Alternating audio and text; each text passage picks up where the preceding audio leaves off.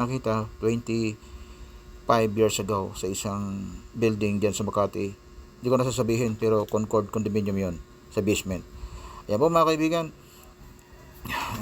ang topic po ay tungkol sa isang maalamat na kasaysayan ng apat na magkakaibigan. Ang una po dyan si somebody, si nobody, anybody, at everybody. Okay? Una si somebody, ikalawa si nobody, ikatlo si anybody, at ang pangapat si everybody. Okay po. Ang tanong, kanino nga ba nakaatang ang isang gawain? Matandang pandaigdigang kasabihan. Okay, ito po yon. Noong unang panahon ay itinakda ang isang mahalagang plano at upang maisakatuparan ito ay inutusan si everybody na gawin ang proyekto. Sa halip na gawin agad, ipinag-utos niyang gagawin ito ng kaibigan niyang si somebody. Ganun pa man ay hindi sumunod si somebody dahil alam din niya na hindi niya trabaho yon. Kaya kay anybody din niya ipinasa. Hindi nagustuhan ni anybody ang panggugulang sa kanya, kaya hindi din niya ginawa. Dahil marunong naman magmalasakit, si nobody, isa sa mga magkakaibigan, habang nagtatalo-talo ang mga tatlo, nagsisisihan, ay siya na lamang ang gumawa. Tumulong upang makasunod sa proyektong ibinaba sa kanila. Ngayon, siyempre, congratulations kay nobody. Siya nakagawa ng mga bagay-bagay na dapat sana ay magawa ng tatlo. Pero actually, si nobody ay bonus lamang. Siya ay sa pangalan pa lang ay nobody. So, hindi siya nag-i-exist. Ang tatlo, si somebody, si anybody, at saka si everybody, ay sila yon. Sila yung mga nag-i-exist na dapat sana, alinman sana sa tatlo sa kanila ay gumawa. Pero ang nangyari, ang gumawa ay si nobody. Si nobody ay isang bagay na hindi nag-i-exist. So, hindi siya nakikita. So, lumalabas, walang nakagawa doon sa magawain na dapat sana ay nagawa na maski isa man lang doon sa tatlong magkakaibigan. Ibig sabihin, walang gumawa sa bagay na dapat sana ay nagawa dahil sa kanilang kagulangan. Okay? Parang sa bahay po yan, nagtutulakan kung sino ang maglilinis ng CR. Samantalang tungkulin naman lahat ng bagay yan ng mga tao sa pamilya na linisin ng CR. So dahil lalo na pag walang isang mahusay na leader na magkukumand, magbibigay ng task sa bawat isa, walang gagawa nun, walang magmamalasakit. Nangyayari po yan sa tunay na buhay.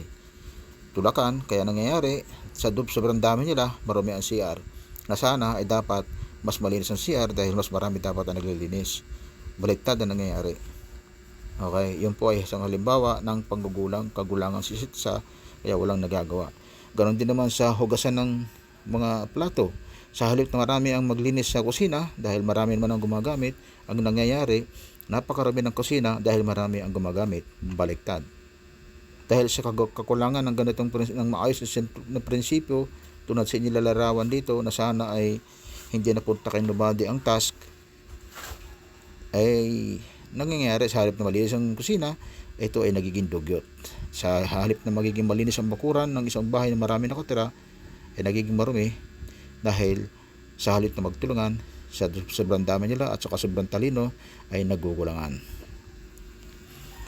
Ngayon mga kaibigan, in English, ganito po ang nakasulat sa kanila. Ganito ang pagkakabasa ko eksakto kung ano nakasulat doon. This is the story of somebody, nobody, and everybody, and anybody. Okay, again, the story of somebody, nobody, everybody, and anybody.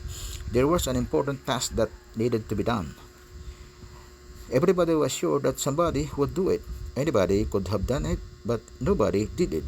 Somebody got angry about that because it was everybody's job. Everybody thought anybody could do it. Everybody blamed somebody when nobody realized that everybody wouldn't do it. In the end, everybody blamed somebody when nobody did what anybody could have done. Ayan po mga kaibigan. Turuan. So matanda na po itong kasabihan. So nangyayari na ito noong una pang panahon. Maaaring bago nalimbag ang mga magagandang teknolohiya ay nangyayari na ito sa mga sambahayan at sa mga korporasyon.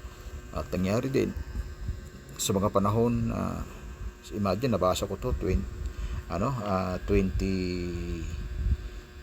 siguro mga 2016 ko ito nabasa, or 1994, malamang gano'n, mga 1995. So ibig sabihin matandang-matandaan na po ito at naging pasapasa ng kasabihan. Tinanong ko sa AI kung sino yung author, hindi rin niya masabi.